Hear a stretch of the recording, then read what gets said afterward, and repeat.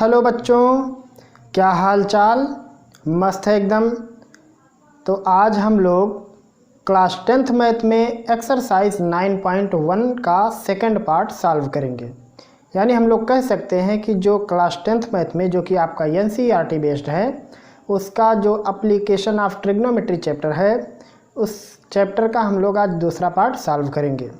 पहले वाले पार्ट में हम लोगों ने सॉल्व किया था क्वेश्चन नंबर 1 से लेकर के क्वेश्चन नंबर 8 तक, और आज के इस पार्ट में हम लोग क्वेश्चन नंबर 9 से लेकर के आगे के प्रश्नों को सॉल्व करेंगे। बने रहिएगा वीडियो में शुरुआत से लेकर के अंत तक, ताकि आपको हर एक प्रश्न आसानी से समझ में आ सके। यह है आपका चैनल सीक्रेट यस5 ट्यूटोरियल, और मैं यस खान आपका इस चैनल में तहे दिल से इस्तकबाल करता हूँ। आइए शुरुआत करते हैं आज के क्वेश्चन नंबर 9 से। एक्सरसाइज 9.1 का क्वेश्चन नंबर 1। एक मीनार के पाद बिंदु से एक भवन के शिखर का उन्नयन कोण 30 डिग्री है, और भवन के पाद बिंदु से मीनार के शिखर का उन्नयन कोण 60 डिग्री है। यदि मीनार की ऊंचाई 50 मीटर है तो भवन की ऊंचाई ज्ञात कीजिए। तो आइए सबसे पहले हम लोग इमेज बनाते हैं। अब बात हो रही एक मीनार और एक भवन की, तो जब भी ऐसी बात हो तो आप मीनारे की हाइट जो है इसकी मतलब ऊंची बनाना और घर की छोटी। तो हम लोग कुछ इमेज ऐसा बनाते हैं। सपोज़ करो कि यह है हमारे लिए मीनार AB, और ये इसके सामने एक छोटा सा मकान है CD। प्रश्न है मीनार के पाद बिंदु से, मतलब ये मीनार के आधार से भवन का उन्नयन कोण, भवन के शिखर का। अब उन्नयन कोण कहाँ बनता है, जहाँ से देखते हैं तो यहाँ पे बनेगा उन्नयन कोण। वो भी कितना बन रहा है, 30 अंश। फिर प्रश्न कह रहा भवन के पाद बिंदु से, मतलब भवन के आधार से मीनार के शिखर का उन्नयन कोण। तो इसका उन्नयन कोण, और उन्नयन कोण कहाँ बनेगा, जहाँ से देख रहे हैं। तो यहाँ पे बन जाएगा 60 डिग्री। कह रहा है यदि मीनार की ऊंचाई 50 मीटर हो, मतलब ये हाइट अगर 50 मीटर है तो यह घर की हाइट बताओ। तो अब आपको सबसे पहले लैंग्वेज लिखना है। ऐसे लिखोगे कि माना 50 मीटर ऊंचा एक मीनार AB है और एक भवन है CD, इसकी ऊंचाई हमें निकालनी है। लिखोगे मीनार के आधार A से भवन के शिखर D का उन्नयन कोण 30 अंश। फिर लिखोगे भवन के आधार C से मीनार के शिखर B का उन्नयन कोण 60 अंश है। इतना आप लैंग्वेज लिख लोगे तो ज़्यादा बेटर रहेगा। अब हम लोग देखते हैं इसका सोल्यूशन।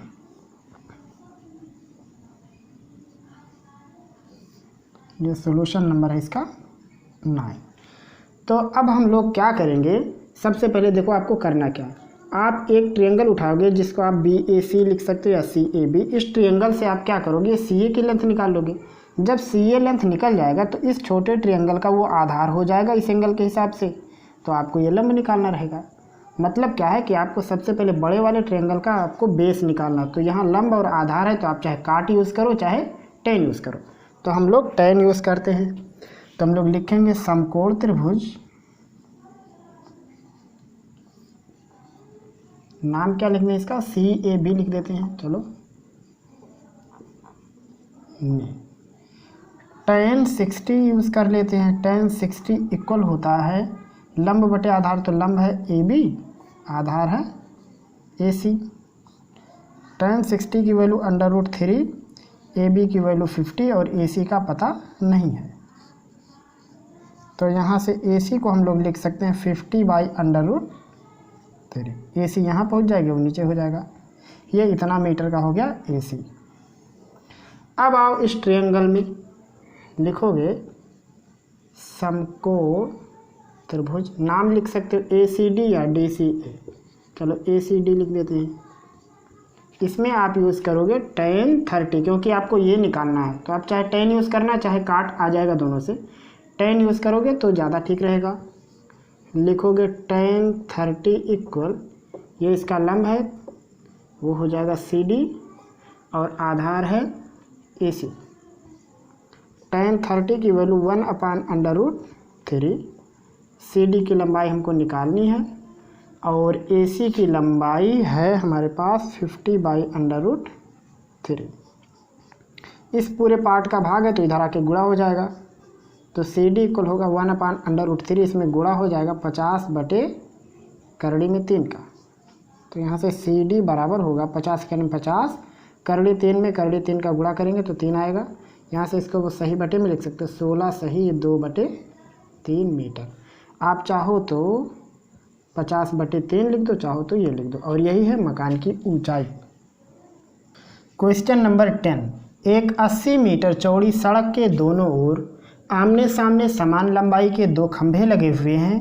इन दोनों खंभों के बीच सड़क के एक बिंदु से खंभों के शिखर के उन्नयन कोण क्रमशः 60 अंश और 30 अंश हैं। खंभों की ऊंचाई और खंभों से बिंदु की दूरी ज्ञात कीजिए। तो प्रश्न है कि 2 समान खंभे हैं, मतलब उनकी हाइट एक जैसी है, और वो 100 मीटर चौड़ी सड़क के इधर उधर लगे हुए हैं। 100 नहीं, सॉरी 80 मीटर। तो मान लो एक खंभा है ए बी और एक सी डी, और दोनों की ऊंचाई बराबर है। कह रहा है इसके बीच में कहीं कोई एक पॉइंट है, मान लो ये पॉइंट यहाँ ले लेते हैं। तो कह रहा है कि उन्नयन कोण एक 60 है और 30। तो उन्नयन जिसको देखते हैं हम लोग पहले उससे मिला लो लाइन। तो मान लो इसको देख रहे हैं तो इससे लाइन मिला लो, इसको देख रहे हैं तो इससे मिला लो। अब एक एंगल है 30 और एक 60। तो जो साइड से ज़्यादा दूर होता है वो छोटा रहता, तो इसको 30 बना देते हैं और इसको 60 बना देते हैं, क्योंकि आप जैसे जैसे करीब जाओगे एंगल बढ़ने लगेगा। तो मान लो ये पॉइंट है ई, मतलब हमको या तो ए ई लेंथ निकालनी है या फिर ई सी, और उसके बाद हमको खंभों की ऊंचाई निकालनी है, मतलब आपको ए बी की ऊंचाई निकालनी है या फिर सी डी, क्योंकि दोनों खंभे समान हाइट के हैं। तो अब यहाँ पे हम लोग कुछ लेंथ मान लेते हैं। जैसे मान लेते हैं कि माना ए ई को मान लेते हैं, चलो वो है x मीटर। तब ई सी कितना होगा, वो 80 ऋण x होगा। मतलब ये लेंथ अगर x है तो ये होगा 80 ऋण x। अब इस समकोण त्रिभुज में हम लोग ए बी की लेंथ निकाल लेते हैं। तो लिखेंगे समकोण त्रिभुज बी ए ई में लिखेंगे tan 30 equal A B by A E. tan 30 की वैल्यू 1/√3, ये हो जाएगा ए बी अपान ए ई की वैल्यू हम लोग लिखे हैं वो है x। तो यहाँ से ए बी इक्वल होगा x/√3। मान लो ये क्वेश्चन नंबर फर्स्ट है। ऐसे ही हम लोग दूसरे वाले समकोण त्रिभुज की बात करते हैं। तो लिखेंगे समकोण त्रिभुज, नाम लिख दो इसका, जैसे डी सी ई। इसमें आओ तो इसमें हम लोग tan 60 यूज़ करेंगे। लिखेंगे tan 60 इक्वल सी डी अपान ई सी।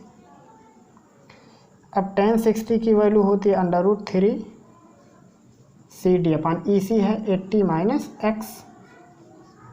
तो अगर गुणा करेंगे तो सी डी इक्वल होगा 80 माइनस x इंटू √3। ये मान लो इक्वेशन नंबर 2। अब लिखोगे क्योंकि A B equal C D, क्योंकि प्रश्न में खुद दिया दोनों खंभे समान ऊंचाई के हैं। तो अब ए बी की वैल्यू है x/√3 और सी डी की वैल्यू है 80 माइनस x √3। √3 का उस साइड गुणा हो जाएगा तो ये 3 बन जाएगा, यानी x इक्वल होगा 80 ऋण x और यहाँ 3। ये होगा x इक्वल 3 का गुणा 80 में करेंगे तो 240 और 3 का गुणा x में करेंगे तो ऋण 3x। यहाँ से ये इधर आएगा तो हो जाएगा ये 4x बराबर 240। तो x बराबर हो जाएगा 60 मीटर जब आप 4 से भाग करोगे। मतलब क्या हो गया कि ये लेंथ हो गया 60 मीटर। मतलब अगर हम लोग ए ई की बात करेंगे तो ए ई आएगा 60 मीटर, और अगर ई सी की बात करेंगे तो आएगा 80 ऋण 60 बराबर 20 मीटर। तो ऐसा लिख सकते हैं कि सड़क पर स्थित वह बिंदु एक खंभे से 60 मीटर की दूरी पर और दूसरे खंभे से 20 मीटर की दूरी पर है। इस प्रकार से आप लिख सकते हैं। अब हमको खंभों की ऊंचाई निकालना है, तो किसी में भी वैल्यू रख दो, जैसे फर्स्ट में या फिर सेकंड में, कहीं भी। तो हम रख देते हैं यहाँ सेकंड में। लिखेंगे समीकरण 2 में x इक्वल 60 मीटर रखने पर तब सी डी की लेंथ कितनी होगी, 80 ऋण x की जगह 60 करड़ी 3, तो 80 में से 60 जाएगा 20, तो हो जाएगा 20 करड़ी में 3 मीटर।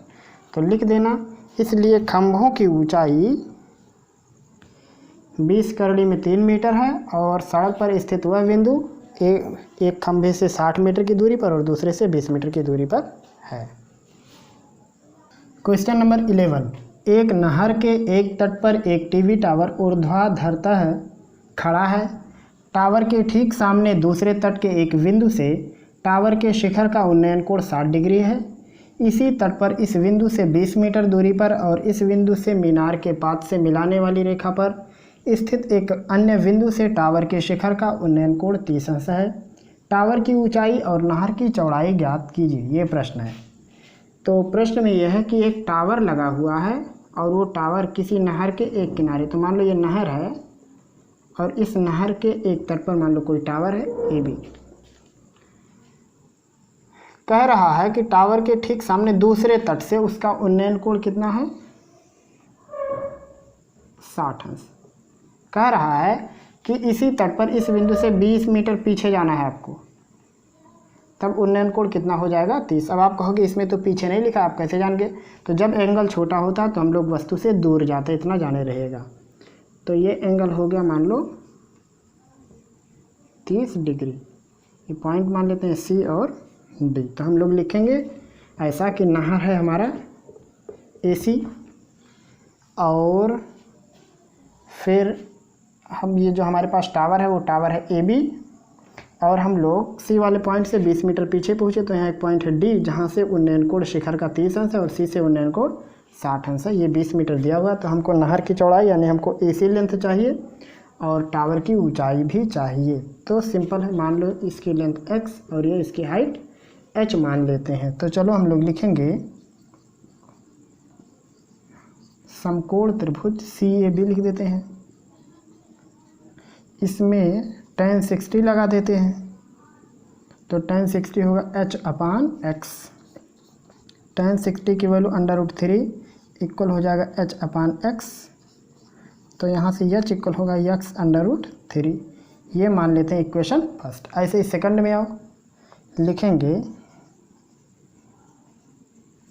समकोण त्रिभुज DAB में लिखेंगे tan 30। इसलिए लगाएंगे क्योंकि हमको लंब और आधार में रिलेशन दिखाना है। तो होगा लंब h है और आधार है 20 + x। तो यहाँ से h इक्वल होगा, पहले इसकी वैल्यू रख देते हैं 1/√3 इक्वल h/20 + x। तो h इक्वल होगा, इसका गुणा हो जाएगा तो होगा 20 + x/√3। 20 + x क्यों होगा, क्योंकि यहाँ से यहाँ तक की लेंथ लेनी है। अब देखो ये दो के दोनों h हैं तो लिखेंगे समीकरण 1 और 2 से। तो एक है हमारे पास x/√3, दूसरा है 20 धन x बटे √3। √3 का इधर गुणा कर देंगे तो करड़ी 3 का गुणा करड़ी 3 में 3 हो जाएगा, ये हो जाएगा 3x इक्वल 20 + x। x इस साइड आएगा तो घट जाएगा तो बचेगा 2x इक्वल 20।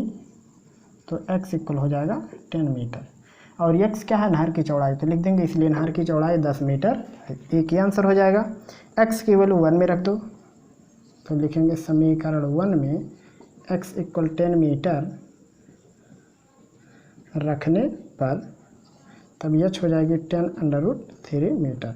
तो लिखेंगे टावर की ऊंचाई 10√3 मीटर है और नहर की चौड़ाई 10 मीटर है और यही है इसका आंसर। क्वेश्चन नंबर 12, 7 मीटर ऊंचे भवन के शिखर से एक केबल टावर के शिखर का उन्नयन कोण 60 अंश है और पाद का अवनमन कोण 45 अंश है। टावर की ऊंचाई ज्ञात कीजिए। तो जब भी आपको टावर और मकान के सवाल लगाने हों तो टावर की ऊंचाई अधिक होगी और मकान की कम, ये बात जाने रहना। सपोज़ करो टावर का नाम है AB, मकान का नाम CD, इसकी लेंथ है या हाइट 7 मीटर, इससे इसको मिला देना।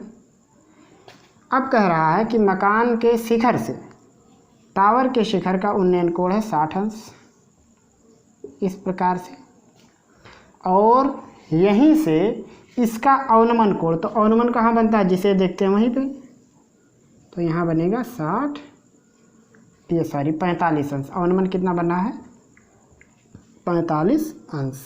तो टावर की ऊंचाई ज्ञात करनी है। तो अब देखो हम लोग ऐसे लिखेंगे, सी डी एक मकान है, इसकी ऊंचाई 7 मीटर, ए बी टावर है जिसकी ऊंचाई निकालनी है। लिखेंगे मकान के शिखर डी से टावर के शिखर बी का उन्नयन कोण 60 अंश और आधार ए का अवनमन कोण 45 अंश है, ये आपको करना है।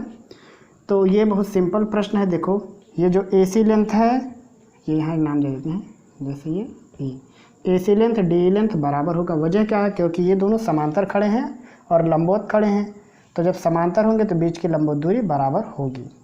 तो हम लोग ऐसा लिखेंगे कि ए सी वाली लेंथ और डी ई वाली लेंथ ये मान लो x है, और जो सी डी लेंथ है ये ए ई लेंथ के बराबर होगी और ये होगी 7 मीटर। ये अगर लेंथ 7 मीटर है तो ये लेंथ भी 7 मीटर होगा, एक बात जाने रहिएगा। तो अब हम लोग सबसे पहले छोटे वाले त्रिभुज में आते हैं, इस सी ए की लंबाई निकाल लेते हैं। तो लिखेंगे समकोण त्रिभुज, बहुत बेतहाशा गर्मी है लेकिन क्या करें, आप लोगों के लिए बनाना पड़ रहा है वीडियो। लिखेंगे समकोण त्रिभुज डी सी ए में tan 45 डिग्री इक्वल होगा, लंब उसका सी डी होगा और आधार ए सी होगा। tan 45 डिग्री की वैल्यू 1, सी डी 7 मीटर है और ए सी की लेंथ हमने x माना, तो यहाँ से x इक्वल हो जाएगा 7 मीटर। मतलब क्या हो गया कि ये जो ए सी की लेंथ है वो 7 मीटर है, तो यही लेंथ किसकी होगी, डी ई की। अब हम लोग चले आते हैं, मतलब ये भी हो गया 7 मीटर का पक्का हो गया, और ये x बराबर 7 मीटर ये भी आ गया। तो अब हम लोग लिखेंगे समकोण त्रिभुज डी ई बी में, इसमें लगाएंगे tan 60, तो उसका लंब कौन सा, बी ई है, आधार कौन सा है, डी ई है। tan 60 की वैल्यू √3, बी ई पता नहीं है और डी ई की लेंथ है 7 मीटर, तो यहाँ से बी ई इक्वल होगा 7√3 मीटर। ये हो गया। तो अब हमको पूरे टावर की लंबाई निकालनी है, तो लेकिन इसलिए पूरे टावर की ऊंचाई या लंबाई कह सकते हो ए बी, और ए बी 2 पार्ट में बटा हुआ, एक है ए ई और एक है बी ई, दोनों का योगफल होना चाहिए। पूरा लेंथ इन दोनों का योग होगा। ए ई लेंथ है पहले से 7 मीटर और बी ई लेंथ आ गया 7√3, 7 कामन ले सकते हैं तो होगा ये 1 + √3 मीटर, और यही है इसका आंसर। आप चाहो तो √3 की वैल्यू रख सकते हो 1.73, और ये हो गया आपके लिए टावर की कंप्लीट हाइट जो कि आपको निकालनी थी, और यही है क्वेश्चन नंबर 12 का सॉल्यूशन। क्वेश्चन नंबर 13, एक समुद्र तल से 75 मीटर ऊंची लाइट हाउस के शिखर से देखने पर 2 समुद्री जहाज़ों के अवनमन कोण 30 अंश और 45 अंश हैं। यदि लाइट हाउस के एक ही ओर एक जहाज़ दूसरे जहाज़ के पीछे है तो दोनों जहाज़ों के बीच की दूरी ज्ञात कीजिए। प्रश्न का पहले इमेज बनाओ। प्रश्न में दिया है कि एक लाइट हाउस है, उसकी हाइट है 75 मीटर, तो नाम दे देना ए बी। कह रहा है कि इसके एक ही ओर 2 जहाज़ एक दूसरे से ठीक पीछे हैं, तो मान लो एक जहाज़ यहाँ दूसरा जहाज़ यहाँ, एक को सी कह दो और एक को डी कह दो, इनको मिला दो पहले। यहाँ से देखने पर अवनमन कोण, तो अवनमन कहाँ बनता है, जिसे देख रहे हैं, तो हम लोग जहाज़ को देख रहे हैं तो अवनमन यहाँ बनेगा। एक बन रहा 30 और एक 45, तो जो बड़ा एंगल है वो करीब होता है, तो ये हो जाएगा 45 और ये हो जाएगा 30 अंश। हमको निकालना है सी डी वाला लेंथ निकालना है। तो हम लोग पहले छोटे वाले त्रिभुज में आते हैं। इसमें आप ऐसा लिख सकते हो कि ए बी टावर है या लाइट हाउस है, इसकी ऊंचाई 75 मीटर है, और लिखोगे उसके एक ही ओर 2 जहाज़ सी और डी हैं जिसके अवनमन कोण बिंदु बी से 45 और 30 अंश। इस प्रकार से आप लिख भी सकते हो। तो हम लोग लिखेंगे सबसे पहले समकोण त्रिभुज, नाम दे देते हैं सी ए बी, इसमें लगाएंगे tan 45 अंश equal A B by C A. tan 45 की वैल्यू 1, ए बी है 75 और यहाँ हो गया सी ए का गुणा 1 में हो जाएगा, तो होगा ये सी ए इक्वल 75 मीटर, मतलब वो नीचे की लेंथ आ गई 75 मीटर। अब हम लोग आते हैं बड़े वाले में, लिखेंगे tan 30 डिग्री। आप यहाँ लिखते हैं ना समकोण त्रिभुज DAB में, तो tan 30 इक्वल होगा AB अपान AD। tan 30 की वैल्यू 1 अपान √3, AB की वैल्यू 75। AD दो पार्ट में मिल करके बना है, एक है CD और एक है AC। गुणा करेंगे इधर जब एक में, तो होगा ये CD प्लस AC इक्वल 75 करड़ी में 3। ये इधर से गुणा करेगा, यहाँ से CD प्लस AC की वैल्यू है 75, इक्वल हो जाएगा 75 करड़ी में 3। ये उस साइड जाके माइनस हो जाएगा, तो होगा CD इक्वल 75 करड़ी में 3 ऋण 75। तब CD इक्वल होगा 75 कामन लेके √3 - 1 मीटर लिख देना। इसलिए दोनों जहाज़ों के बीच की दूरी 75 √3 - 1 है। आप चाहो तो √3 की वैल्यू 1.73 भी लिख करके लगा सकते हो। और यही है क्वेश्चन नंबर 13 का सोल्यूशन। क्वेश्चन नंबर 14, 1.2 मीटर लंबी एक लड़की भूमि से 88.2 मीटर की ऊंचाई पर क्षैतिज रेखाओं में हवा में उड़ रहे गुब्बारों को देखती है। किसी भी क्षण, यहाँ एक चीज़ छूट गया, लड़की के आँख से गुब्बारे का उन्नयन कोण 60 अंश है। कुछ समय बाद उन्नयन कोण घटकर 30 अंश हो जाता है। इस अंतराल के दौरान गुब्बारे द्वारा चली गई दूरी ज्ञात कीजिए। तो प्रश्न है कि एक लड़की है, उस लड़की की ऊंचाई है 1.2 मीटर और वो एक 88.2 मीटर ऊंचाई पर उड़ रहे गुब्बारे को देख रही है। ये गुब्बारा उसकी आँख पर जो एंगल बना रहा है वो एंगल है, कितना दिया हुआ है 60 डिग्री। तो दो पोजीशन होगा, पहले मैं पोजीशन बना देता हूँ। देखो ये भी हाइट वही होगा। तो मान लो पहले गुब्बारा यहाँ है और लड़की देखती है, तो उन्नयन कोण बनता है 60 डिग्री। फिर क्या हुआ, गुब्बारा उड़ के कहीं और चला गया, उन्नयन 30 हो गया। तो आप कहोगे 60, आप इसको क्यों बनाए, ये वाले को क्यों नहीं आप 60 बनाए? तो वजह क्या है, जब कोई भी चीज़ दूर जाती है तो एंगल छोटा होता है। मतलब हम लोग इसके लिए 30 बनाएंगे, मतलब ये वाला एंगल हम लोग 30 डिग्री लेंगे। और यहाँ से इसको दिया मिला, इसको इधर से बंद कर दो, इधर से इसको बंद कर दो। क्या फंटास्टिक डिजाइन बन गई। नाम लिख दो, AB लड़की की ऊंचाई, CD गुब्बारे की ऊंचाई है और EF भी गुब्बारे की ऊंचाई। ये पॉइंट G लिख देते हैं और ये पॉइंट H लिख देते हैं। तो यहाँ से AE की लंबाई इसके बराबर होगी, इसकी लंबाई इसके बराबर होगी। और ये अगर AB है तो ये CH ये वाला भी 1.2 मीटर होगा। तो अब आओ हम लोग पहले देखते हैं, चलो छोटे वाले में ही निपट लेते हैं। तो सबसे पहले सब लेंथ का नाम लिख दो। जैसे AE किसके बराबर होगा, BG के। ये वाला लेंथ ये वाले लेंथ के बराबर होगा। और क्या होगा, EC वाला लेंथ GH वाले लेंथ के बराबर होगा, ये भी ठीक। AB वाला लेंथ CH वाले लेंथ के बराबर है, ये भी ठीक है। और ये वाला लेंथ और वो बराबर है, मतलब FG लेंथ DH के बराबर है।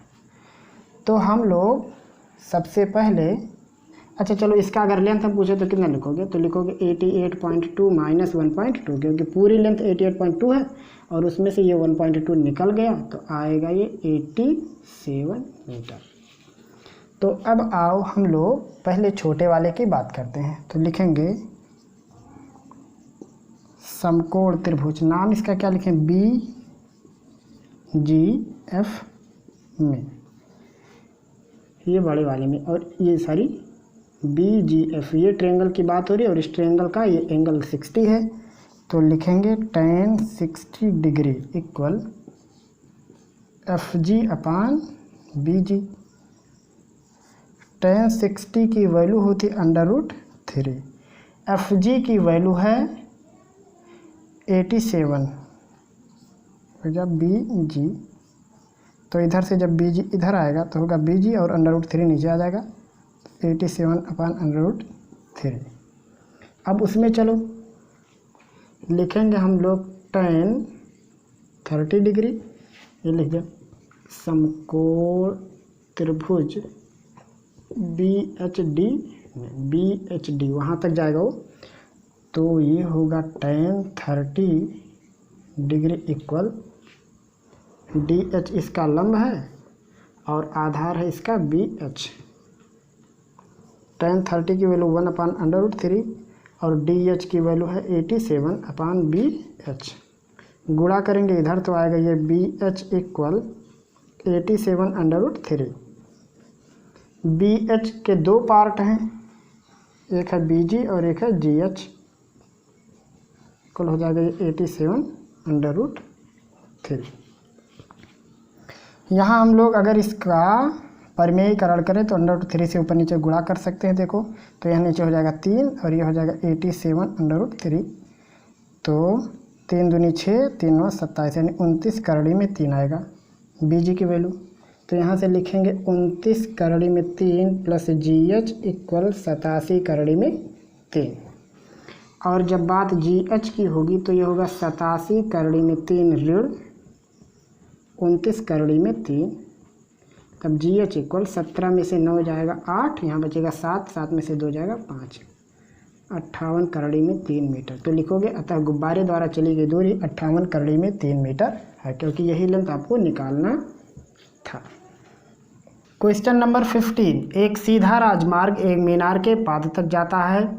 मीनार के शिखर पर खड़ा एक आदमी एक कार को 30 अंश के अवनमन कोण पर देखता है, जो कि मीनार के पाद की ओर एक समान चाल से जाता है। 6 सेकंड के बाद कार का अवनमन कोण 60 अंश हो जाता है।